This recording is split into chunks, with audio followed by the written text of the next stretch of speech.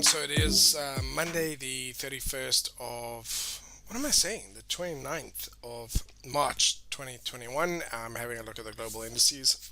And so looking at the daily, nice and bullish, very nice. Just had a nice old pullback last week Thursday, pushing a little bit higher, testing 33,000.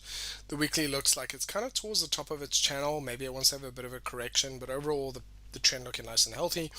Monthly, certainly now getting into overextended territory. So what does this mean? It means that, we know that in reality at some point in our future there's going to be a market correction, which could happen in 3 months time, could happen in 2 years time, but right now for traders at least the direction is pretty much to the upside. So I want to see how market reacts this week to the 33,000 level.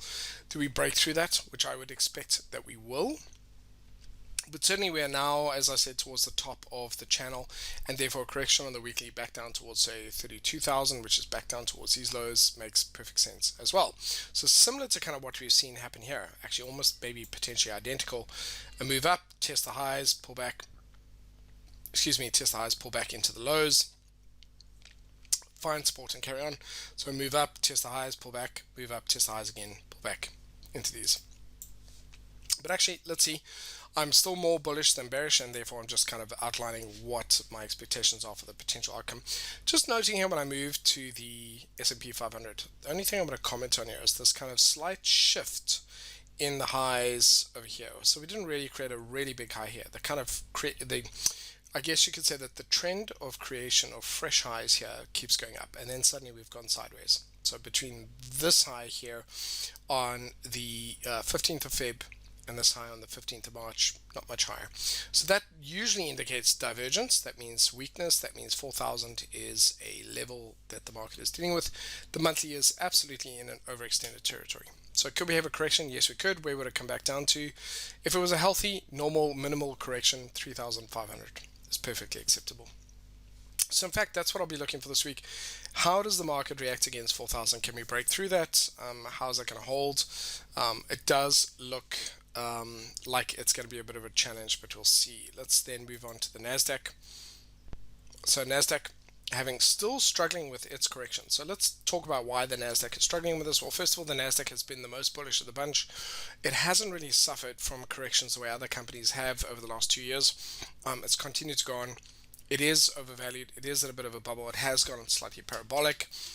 So it is going to run out of juice, and if you look at the monthly here, you can see this price action is certainly showing indications. We've produced a swing high, showing indications in this area that it is battling to get above or close above kind of 13,000.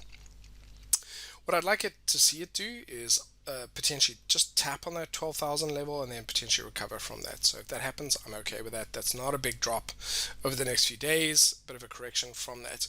The weekly looks more bullish than bearish, but not by much. Okay, not by much, but like a 55-45 difference, really not by much. It is looking bullish underneath, so there's lots of buyers here, but there's just not enough buyers above here to get it over the line, and so I'm concerned about that. But at the same time, what I am happy about, what I'm encouraged by, is that in the last couple of weeks where we've seen the Nasdaq take a hit, the Dow and the S&P have carried on. That's really good. My fear was that the Nasdaq would pull everything else down, but it doesn't seem to have done that. So looking at the Russell 2000, so why would we give a crap about the Russell 2000? Well, it's 2,000 mid-cap to small-cap companies. So actually, if the S&P 500 represents what it does, the next level down collectively is the 2,000 companies that are kind of running through the Russell. And therefore, they give us a really good indication of not just the top companies, but how the average and smaller companies doing. And so that's a good indication. I really want you to note this, that kind of between the fresh highs and price here, we get confirmed lower highs on the MACDs and the RSI, or MACD and RSI, divergence momentum indicators, which imply that the market is exhausted. Let's have a look at this. Let's kind of reduce price here and just see what that looks like. A bit of divergence there as well. So it's very small, but if you maximize it, you can see here that it's certainly starting to produce low highs. So what does that mean? It means that the monthly is coming to an end. Okay, the monthly is coming to a swing high. We'll see a correction, could be down to 2,000, but I think a better correction will be down to about 1,700. So there's no doubt, we've kind of, look at this, move up, pull back, smaller move up, deeper pullback. Okay, so it's kind of losing that momentum, and therefore, I wouldn't be surprised this week if I see that Russell produce a lower high. Okay, and that would be, again, it can come down and see how strong that support is at 2100, but if it drops through that and comes back down a little bit lower, I think that's perfectly acceptable. Okay, so just noting that they're all have different stories. It isn't always the case, but like today there seem to be some different stories there. FTSE 100 looking nice and bullish, and again, that's a good thing. If the other non-US indices are looking nice and bullish, that is a potential indication that the US is just going through corrections as opposed to a bigger, deeper recession or something, or a deeper kind of bear market. Let's have a look at the DAX. DAX looking really nice and bullish, looks really good on the weekly. That's beautiful.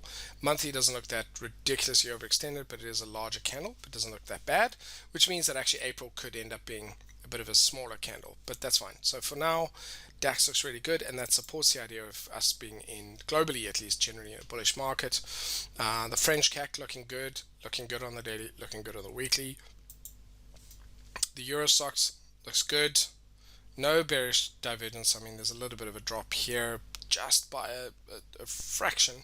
Here it's kind of losing momentum a bit, coming up into all-time highs on the monthly. So maybe that's all it really means. Coming up to the monthly, you have a bit of a correction on the weekly, and then get back to business. So not looking too unhealthy. The Nikkei, which has had a really big breakthrough on the monthly, which when you look at it, it's kind of, there's no reason why it shouldn't come back down, test this level for support and carry on up.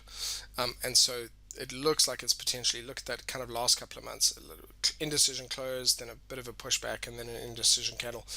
So there's no doubt that it is running out of steam and potentially going to do a bit of a turnaround and come back down to potentially 25,000 or 24,000. Let's yeah, so point being, most of the markets, if we're worried about this massive kind of collapse, no, there don't seem to be any signs of that. They do seem to be looking now at the ASICs, there's some signs of exhaustion, but not necessarily, they could just be normal, kind of like, it's been 6 months, I need to have a bit of a break, as opposed to it's been like 10 years and I need to have a bigger correction. So most of this is most of these are showing some exhaustion. Let's have a quick look at Tesla. So Tesla's had a really nice correction down into the moving averages. I think I've spoken about this separately. Back down to 400 would be a bit extreme, but certainly back into the 500 to 400 area. Very good place, very much needed correction for it. And again, in previous videos, I've said that every market always corrects at some point. So there's no example in history where a market did not have a correction. They don't exist.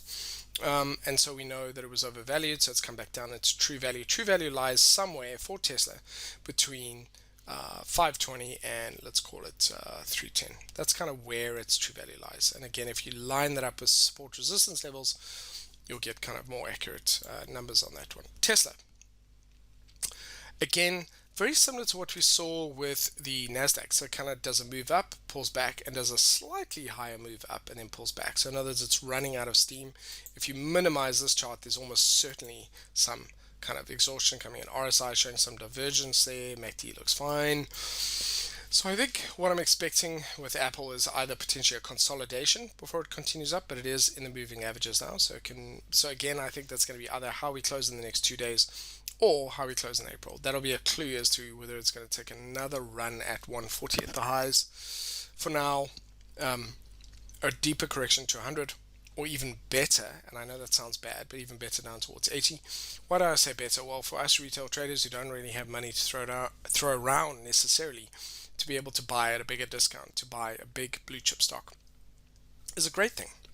Historically, if we buy when the market crashes, we make more money than if we sell when the market's overbought, when it's bullish. Like, we actually make more money buying in a crash than selling in a bubble.